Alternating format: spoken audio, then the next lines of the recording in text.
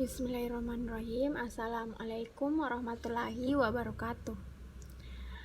Perkenalkan, nama saya Sayan Mashkura dari Prodi Perbankan Syariah 2. Baik, di sini saya akan menjelaskan mengenai sejarah BMT yang ada di Indonesia. Baiklah,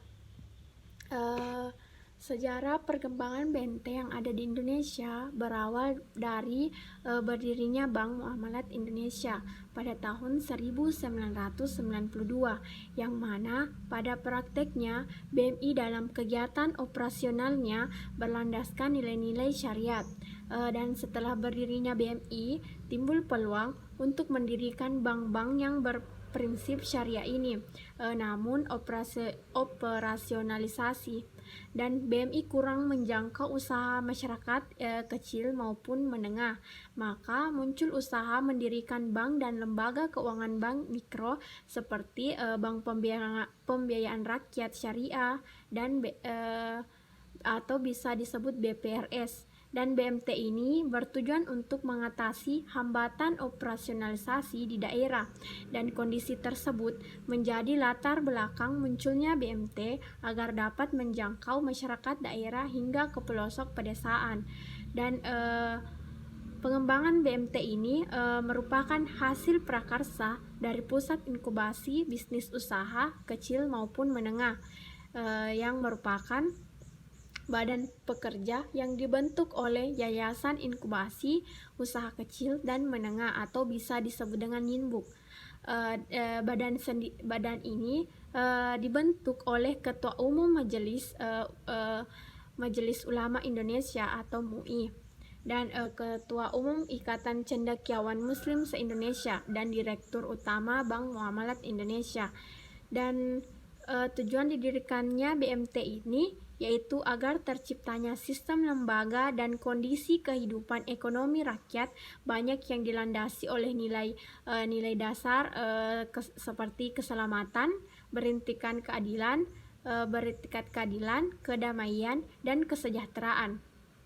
Dan keberadaan BMT ini setidaknya mempunyai beberapa peran, yaitu yang pertama, menjauhkan masyarakat dari praktek ekonomi dan non-syariah, dan aktif melakukan sosialisasi di tengah masyarakat tentang arti penting apa sih sistem ekonomi Islami yang bisa dilakukan dengan pelatihan-pelatihan dengan cara-cara berinteraksi yang secara Islami.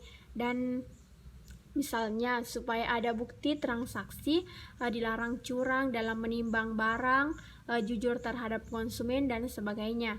Yang kedua, melakukan pembinaan dan pendanaan usaha kecil, dan BMT di sini harus bersikap aktif menjalankan fungsi sebagai lembaga keuangan mikro, misalnya dengan jalan berdampingan, pembinaan ataupun penyuluhan serta pengawasan bisa terhadap usaha-usaha nasabah atau masyarakat umum. Yang ketiga, melepaskan ketergantungan pada masyarakat pada rentenir, dan masyarakat yang masih tergantung pada rentenir ini mampu memenuhi keinginan masyarakat dalam memenuhi dan dengan segera, maka BMT harus mampu melayani masyarakat lebih baik, misalnya selalu bersedia dana tersedianya dana setiap saat birokrasi atau turun ke lapangan yang sederhana, dan lain-lain sebagainya. Yang keempat, menjaga keadilan ekonomi masyarakat dengan distribusi yang merata.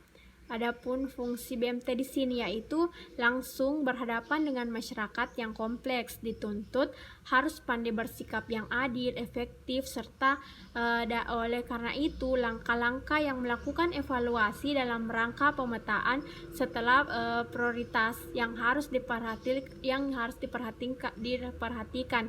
Misalnya pembiayaan BMT harus memperhatikan kelayakan nasabah dalam hal golongan nasabah dan jenis pembiayaannya, apakah pembiayaan sebelumnya ada masalah ataupun tidak.